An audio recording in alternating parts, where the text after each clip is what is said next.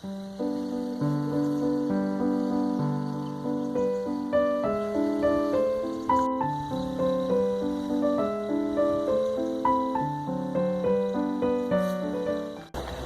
and welcome back, and today I'm going to be talking to you all about why you should grow crops that give you more than one purpose. So there's loads of different ones, and I'm going to speak about what those crops are, the main ones, and also I'm going to speak about things like how they can help you get bigger harvests in your space, whether that be a small space or a big space.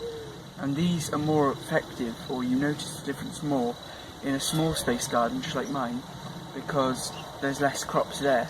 But if you're on a bigger scale, it can also increase your yields as well. Before this video gets started, I'd just like to make sure that you've gone down below and hit the subscribe button as well as the bell icon so that you're notified next time I upload another great gardening video just like this one. So you might be thinking, why would I want to grow crops that give two purposes? So the reason that you need to grow crops that have two purposes is because you can double your harvest in the same space. So for example, peas mange too. You can get pea shoots and you can get peas from them. And most people will grow these separately. They'll grow pea shoots and they'll grow peas for peas.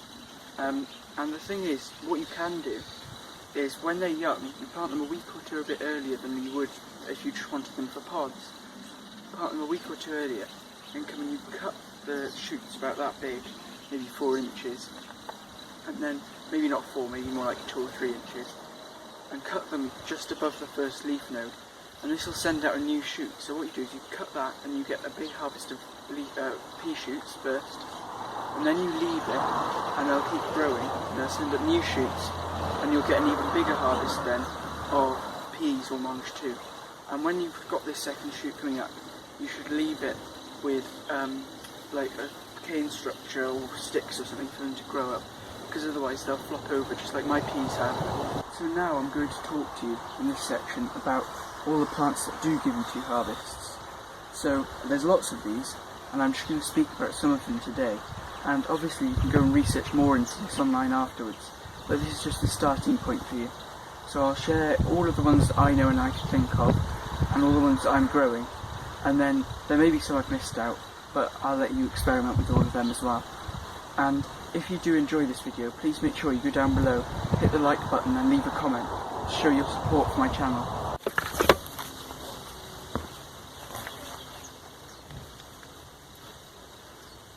And so the first dual use, this one is dual use, crop I'm going to show you is Nasturtiums, and I've grown them for the first time this year, and they're dual use or multi-use because you can eat the flowers, you can eat the leaves, and also they're a good pest distraction. So if you have something like runner beans or maybe your brassicas and you want to distract the caterpillars and slugs all from your plants, you can use a nasturtium because one, they smell and they don't like the smell, and also it gives somewhere for them to lay the eggs on. And also these flowers are also good for pollinators, so there's a whole host of uses for nasturtiums. And there's a few ways that you can get your nasturtium plants. So I grew mine from seed, and they're really easy to grow from seed, and I just plonked a seed into the compost and I let it grow, and that's as simple as that really, and they trail as well and they look really pretty. And then what you can do then at the end of the season is they're really easy. There's some seed heads on here already. It's really easy to save seeds from nasturtiums, so you can just let them self-seed themselves, or you can harvest the seeds yourself if you like. So I'm not sure about you, but I've really struggled with growing carrots this year. So I struggled getting them germinated, and now they're still not doing great. They're quite small still when I pick them. So I've actually found out that there's two uses to carrots, so I can maximise the harvest from my carrots that I actually did germinate. And what you can do is you can eat the carrot tops, and you can make these into a pesto. You can also eat the root as you would know normally.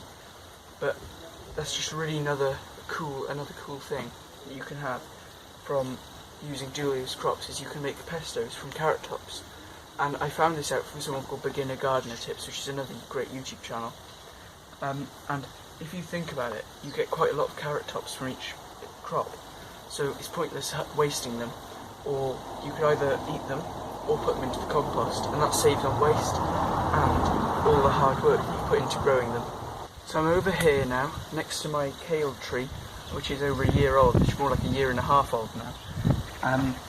And I'll put some shots in of the stalk actually. It's actually got some like bark on it, how like a tree, and it's not actually going to seed yet, so I'm just going to keep this growing as long as I possibly can. And it's got loads of caterpillars on as well, I can see here. But anyway, kale is another one of the dual-use crops. The way you can use kale in two ways is the leaves, which the caterpillars are really enjoying at the moment, and it also, normally, not like this one, normally it's an annual, so you grow it and then February the next year it'll just flower and then die off. But this one didn't because it's in the shade. But in February, if they go to seed, you can cut these flower heads as an alternative to broccoli or tender stem broccoli. And then you can use these just as you would broccoli. And I find them a bit tastier because they've got a bit more of an interesting flavour. And some people even eat the flowers when the flowers open, which I'm not a big fan of, but I like them just before they open. So the next dual-use crop is radishes, and I'm growing purple ones mostly this year. I have got some French breakfast ones, but these ones are a purple variety. And they're starting to be ready to eat the root, and that's what most people do. They're actually a triple-use crop, because you can eat the leaves in salads, and you can eat the root in salads, and you can also eat the seed pods in salad, because seed pods, they are supposed to have a taste a bit like radish, a bit peppery, but milder than the actual root. And that's the same with the leaves as well. And radish, I find it goes to seed. I'm not sure about you, but when it's in the sunny position, it'll go to seed in the summer. And that's like a lot of salad things. But I've grown them interplanted with my kale this year, and they're doing really good actually, because the kale adds shade and protection from the sun, and then these give me an extra crop from around the base, and they also stop the weeds. So maybe try interplanting them a go as well. So another harvest that you can get from your garden that's actually normally a single use, but you can get dual use out of it, is beetroot. And actually in the middle of these sprouts here, I've got one little beetroot growing, because the others died, and this one you can actually eat with beetroots. You can eat their young leaves, or even their older ones, and you can steam them, but you can eat their younger leaves when they're tender.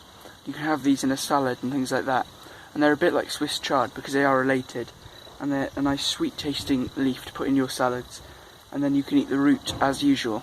And another one, which is a bit more difficult for me to film, so I'm going to film over here. So another one is rocket, and you can eat the leaves on rocket, as most people do, but you can also eat the flowers and the flower heads and petals. And the flowers are supposedly less strong and pungent as the leaves. And I've never tried rocket because I'm not really a big fan of salady things, but whenever I cut rocket for other people in my house to eat, I cut it and I just hate the peppery smell that comes from it. And it's really pungent smelling, isn't it? So I'm not a big fan of the smell, let alone the taste. I don't know what it's like. Just remember, these aren't the only ones that you can learn to grow or try and grow and eat, because there's so much more, and you need to research into it, all the ones that you could have, because these are just some of the ones that I know of. There's much more, because I don't know everything. No one knows everything. So make sure, even with my videos, you look in more in depth to find other stuff, as well as the stuff that I say. So lengthen your research after my videos as well. So before I finish this video, I'd just like to speak to you about something else actually, which is my sunflowers. And these are actually a dual-use crop as well, but they're not for us. Well, we can eat the seeds. But they're also good because they're good for pollinators, and then also the seeds in the end of the year are good for us to eat, birds to eat, and to save and grow next year. So that's all for this week, and I'll put in some clips then at the end of these really pretty sunflower patch that I've got here. Thank you for watching this video. Please like, comment and subscribe, and I'll see you next time.